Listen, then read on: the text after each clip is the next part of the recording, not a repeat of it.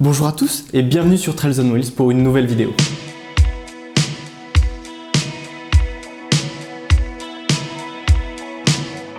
Et aujourd'hui, nous allons à nouveau parler du Tribansan. Ça fait longtemps que j'ai pas fait une vidéo sur ce vélo. Et pourtant, on a plutôt l'habitude d'en parler sur cette chaîne. Il s'agit probablement du vélo que j'ai le plus bricolé sur la chaîne. Parfois gravel, parfois vélo urbain, parfois vélo de voyage. Il a connu beaucoup de transformations. J'ai récemment sorti une vidéo de 4 épisodes qui raconte mon périple à travers la France avec ce vélo. Le but, montrer que l'on peut partir avec un vélo simple et voyager autour de chez soi. Ce n'est pas mon vélo de voyage habituel, car en temps normal, j'utilise mon Kona Unit X, plus adapté pour mes besoins.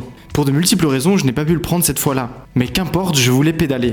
Ainsi, je me propose de te montrer comment j'ai équipé le Tribansan pour une telle aventure. Petit disclaimer avant, cette vidéo est du pur divertissement. À aucun moment je vais chercher à te prouver que le Tribansan est le vélo de voyage ultime, c'est plutôt l'inverse même. Cette vidéo fait directement référence à ma vidéo précédente sur ce vélo. Et je maintiens tout ce que j'ai dit. Mieux vaut acheter un autre vélo que le Tribansan si tu veux te permettre d'investir. Maintenant, je veux aussi te montrer qu'il est possible de voyager avec un vélo simple. Partir avec ce que tu as dans le garage, potentiellement faire quelques modifications.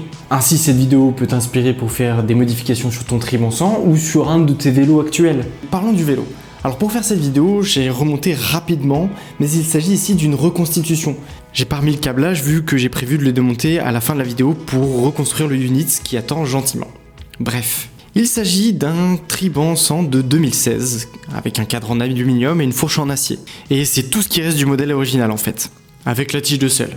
Je trouve le look du vélo plutôt réussi, même si la patte de derrière intégrée au cadre fait un peu bas de gamme. Pour les roues, j'ai changé pour des très basiques de chez Shimano, qui m'ont permis de mettre une cassette 11 vitesses, ce que je ne pouvais pas faire avec la paire d'origine. Honnêtement, ça reste très bas de gamme, j'ai dû resserrer quelques rayons en chemin, et on est très loin, à l'opposé même d'une roue de vélo de voyage. Il y a beaucoup trop peu de rayons pour ça.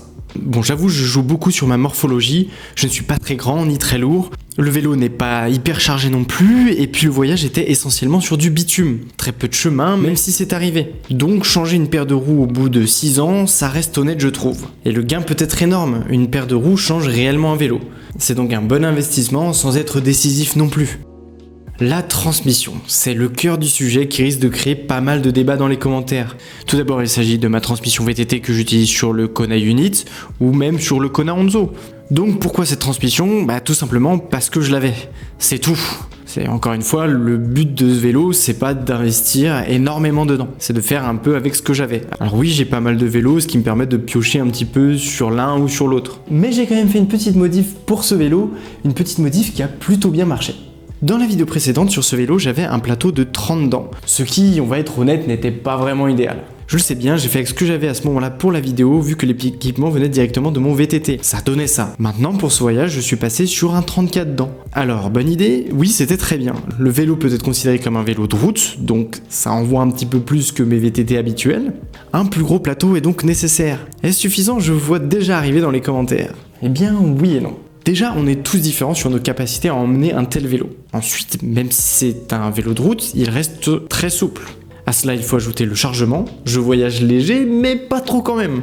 Rien que pour tourner ces images, c'est presque une sacoche de 5 litres qui est remplie. Avec une caméra qui pèse pas mal, plus une GoPro, des batteries, tu comprends le principe. Ensuite, la fatigue. Le voyage à vélo n'est pas une session sport sprint où tu vas tirer 100% du temps et ensuite te reposer. C'est un marathon. Des heures à pédaler, des jours, des semaines, des mois, sur tout type de terrain potentiellement et tout type de dénivelé. Il y a des jours ou des heures où tu es en forme et puis il y a des fois, c'est pas trop ça, mais faut quand même avancer. Je te laisse imaginer quand tu es fatigué, qu'il y a de la pluie, du vent et que ça grimpe. Donc ça peut être sympathique de mouliner. Je fais ce geste parce que, en fait, c'est un petit peu l'appréciation de chacun. Les gens peuvent avoir tendance à comparer le voyage à vélo avec leur sortie sportive traditionnelle. Alors soit parce qu'ils n'ont jamais voyagé à vélo, soit parce qu'à la limite ils voyagent en ultra distance, donc très peu chargés, du coup on peut être sur une pratique presque similaire, et donc utiliser globalement la même transmission. Ainsi, pour répondre à la question, sur ce vélo, avec ce chargement, sur ce parcours, avec mes capacités physiques personnelles, le plateau idéal aurait été un 36 dents je pense. En fait, sur un monoplateau, il y a souvent une concession à faire, d'un côté ou de l'autre. Dans le Puy-de-Dôme, j'ai apprécié le 34 dents car ça grimpe pas mal. Surtout que parfois j'ai fait le choix de passer dans les chemins, mais sur la Vélodyssée et la Loire Vélo, un 38 aurait été parfait. Vos retours d'ailleurs étaient très instructifs sur la vidéo du Triban 500. Et globalement, les transmissions de type compact, développées pour le gravel, semblent faire l'unanimité. Et même si vous avez raison, je suis tellement fan du monoplateau que je me vois mal un jour revenir sur un double. Je changerai peut-être d'avis. Passons aux pneus. Très important les pneus. Pour un tel trajet en magasin, on vous orientera très probablement sur la référence du vélo de voyage, qui est le pneu Schwalbe Marathon ou Marathon Plus. Moi-même, j'aurais tendance à t'orienter là-dessus. Maintenant, j'ai eu envie de tester autre chose et de partir sur un vrai pneu gravel. Pour rien te cacher, c'est l'entreprise Cycle Tires qui m'a envoyé cette paire de Terravel Cannonball. Alors j'ai choisi ces pneus parce que je ne connaissais pas du tout cette marque. Et celle-ci semble avoir fait ses preuves de l'autre côté de l'Atlantique. Mais pour ma part, je ne connaissais pas du tout. Honnêtement, j'ai été très content. Et si c'est le côté utilisation en chemin qui m'intéressait avec ces pneus, c'est surtout son comportement sur la route qui m'a plu. En fait, la bande de roulement centrale est hyper efficace sur route. Les petits picots sont vraiment rapprochés. Le pneu est très silencieux et très agréable sur la route. Alors j'en ai pas testé des milliers. D'ailleurs sur le Triban, juste avant cela, j'avais les G1 de chez Schwalbe qui j'avais pas été hyper satisfait, surtout sur la longévité. Je les ai cramés super vite. Alors ceux-là, les Terravel, ont à peu près 3000 km et ont fait notamment le Tour de France chargé en plus. Et voilà, ils ont plutôt bien tenu. Ils se sont montés en tubeless hyper facilement et ont tenu bien tout le voyage, ont tenu la pression tous les jours. J'ai pas eu besoin de beaucoup regonfler.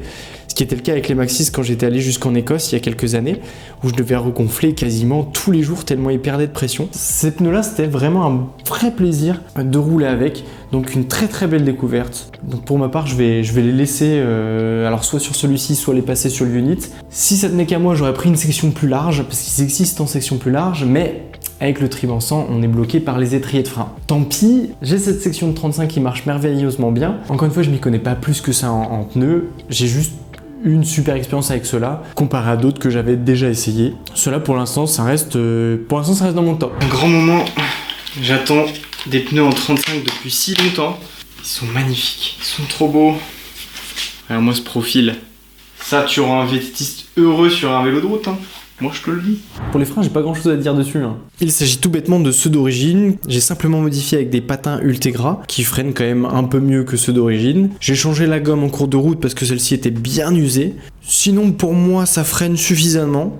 Alors c'est quand même moins efficace et moins durable que du frein à disque. Ça c'est clair. Pour ce voyage, j'ai également changé le cintre. Je te mettrai le modèle que c'est en description. Je sais plus exactement, honnêtement, des cintres gravel, il y en a, mais alors une quantité monstre en ligne. Je pense que tu peux trouver ton bonheur sans souci. Moi j'avais bien aimé celui-ci parce que je l'avais testé sur le Triban 500 qu'on avait vu il y a quelques mois de ça, sur le vélo d'un pote. Et j'avais essayé ce cintre et j'avais adoré. Du coup j'ai pris exactement le même, exactement la même dimension.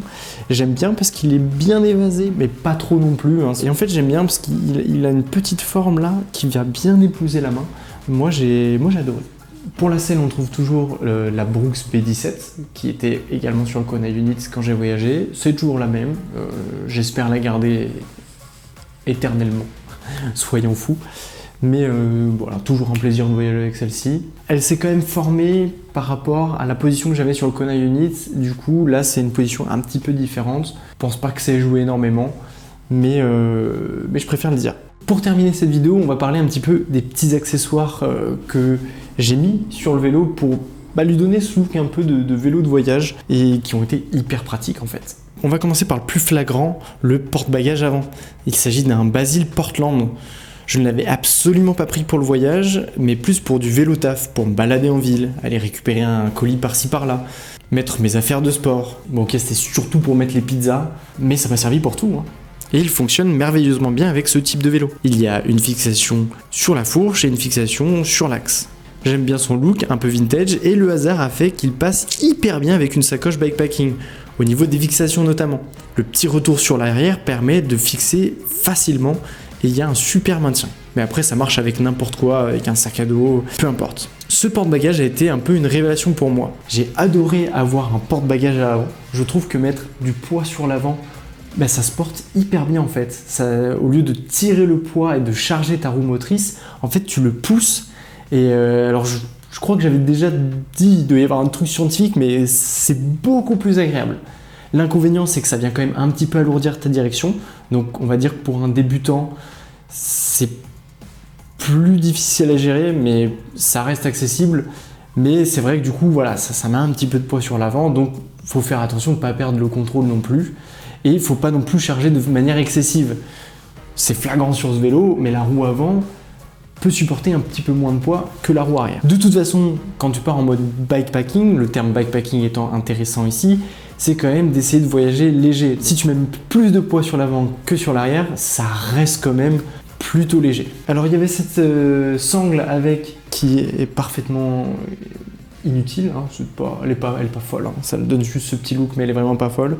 Mais voilà, pour mettre une petite sacoche bikepacking, voire même un autre petit dry bag, c'est trop bien, c'est hyper modulable et c'est ça qui est appréciable, c'est-à-dire que même si tu pars léger, la plateforme, elle te sert, si pendant le voyage tu dois rajouter quelque chose, et ben t'es pas gêné. Donc moi j'ai trouvé ça super, tu peux mettre des sangles, tu peux sangler des trucs, enfin je me suis vraiment amusé avec, c'était top. Bien sûr c'est plus adapté sur ce type de voyage que j'en fais aussi en tout terrain. Et là, ça marcherait pas. On est d'accord, ça serait un petit peu imposant. Quand ça secoue, c'est pas hyper adapté. Mais aujourd'hui, il en existe des plus légers, des plus petits. Donc ça me donne des idées pour, pourquoi pas, pour autre chose en fait. Alors si vous voulez, il y a un article complet sur trailsonwheels.com sur ce porte-bagages. Vous trouverez toutes les informations dessus. Et je le remets ici, attention cependant, ça reste léger le poids qu'on peut mettre dessus. Il me semble que le maximum est de 10 kg. 10 kg, c'est pas énorme. C'est-à-dire, je dis pas que j'ai testé, mais le pack de 24, il est trop lourd. Ça me l'a un petit peu tordu. En parlant de porte-bagages, il y a aussi cette petite chose. Alors ici, il s'agit des Topic Versa Cage. C'est un petit peu entre le porte-gourde et le porte-bagages. Ça permet de rajouter un petit sac au niveau des fourches ou alors même sous le cadre. Ça peut se monter sur une fourche tout suspendue, une fourche rigide. Ce modèle-là peut se monter sur des fourches qui n'ont pas les petits œillets, donc les petites vis, ou alors sur des fourches qui ont ce système-là. C'est encore mieux, ça tient encore mieux, parce qu'après, avec les adaptateurs qui sont fournis avec, ça permet pas de mettre beaucoup de poids. Alors même avec les œillets, faut pas mettre énormément de poids. C'est très pratique pour mettre par exemple un duvet ou une veste ou voilà 2-3 vêtements, quelque chose qui peut être assez volumineux mais plutôt léger. Évitez de mettre la nourriture, peut-être l'électronique, voilà quelque chose qui peut être un petit peu lourd parfois. J'ai également changé les axes. J'ai changé les axes rapides pour des axes anti-vol. Alors ça, c'est à la fois très sympa esthétiquement, je trouve. Et puis un petit peu plus de sécurité, ça fait pas de mal. J'en parlais aussi, je parlais des sacoches que j'ai utilisées. Là, il y a une vidéo dédiée à ce sujet, donc je vais pas en reparler. Elle marchait super bien avec ce vélo. J'ai globalement eu un bon retour d'expérience avec. Je vous mettrai le lien, encore une fois, de toutes les ressources dont vous avez besoin. Concernant la transmission, on m'a aussi demandé comment j'avais fait pour adapter le 11 vitesses avec, avec quelle manette, puisque vous avez bien vu que j'ai gardé les manettes d'origine. Donc ce sont des manettes, en fait, ce sont juste des freins, hein. Il n'y a pas de la manette de vitesse intégrée avec. En fait, je me suis débrouillé avec la manette VTT. Ça a été vraiment de la débrouille, hein. J'ai pris un adaptateur direct mount sur la manette et j'y ai mis en fait un adaptateur de cadre, de vitesse au cadre. J'ai combiné les deux, ça a super bien tenu, ça a très bien marché. C'est pas très beau et ça fait pas pro du tout, mais ça a marché. Et pour du voyage à vélo, de toute façon, je ne change pas les vitesses tout le temps, hein. Si vous faites une Vélodyssée ou une Véloire, vous comprendrez très vite que tu mets vite une vitesse et tu restes dans ton rythme et tu bouges pas trop. Et pour le reste, mon cerveau de toute façon avait compris que la vitesse se trouvait ici, donc ça n'a pas été horrible en fait. Voilà, c'est juste que c'est pas quelque chose que je recommande. C'est de la débrouille pure et simple, donc voilà, j'ai pas beaucoup d'images non plus. Je vous avoue, je me suis pas embêté à remonter tout le système pour la vidéo. J'ai les images de mon test avec les sacoches qui suffiront. Je suis désolé, j'ai pas plus, j'allais pas m'infliger ça. C'était un peu pénible à faire, donc ça a marché. Je le referai pas, mais ça a marché. Pour les pédales, alors j'ai mis des pédales plates. J'aime bien voyager en pédales plates. J'aime pas voyager avec des chaussures pour pédales automatiques parce que j'aime bien avoir qu'une seule paire de chaussures, pas trop rigide, qui me permet de marcher tranquillement. Basta. Ici, c'est vraiment du voyage à vélo. C'est pas de l'ultra distance. Je suis pas chronométré, donc je cherche pas à être le plus efficace possible. Donc des pédales plates, ça va bien. Quel modèle? Honnêtement, pour ce type de voyage-là, n'importe, même des pédales plastiques, ça fait très bien l'affaire. Il y a très peu de chances que vous les pétiez. Si c'est du VTT, oui, prendre quelque chose d'un peu plus costaud, comme les Saints que j'ai là. Là, ça fait beaucoup pour ce vélo, mais bon, j'avais ça, donc allez, hein, ça passe comme ça. Voilà, c'est tout pour la présentation de Stribansan. En tout cas, je vous remercie de m'avoir écouté. J'espère que vous avez appris quelques trucs. Sinon, vous avez au moins trouvé la vidéo intéressante et que vous avez passé un bon moment à regarder ce Frankenspike, puisque depuis le temps, on l'a quand même pas mal bricolé. Et puis, moi, je vous dis à une prochaine. Salut!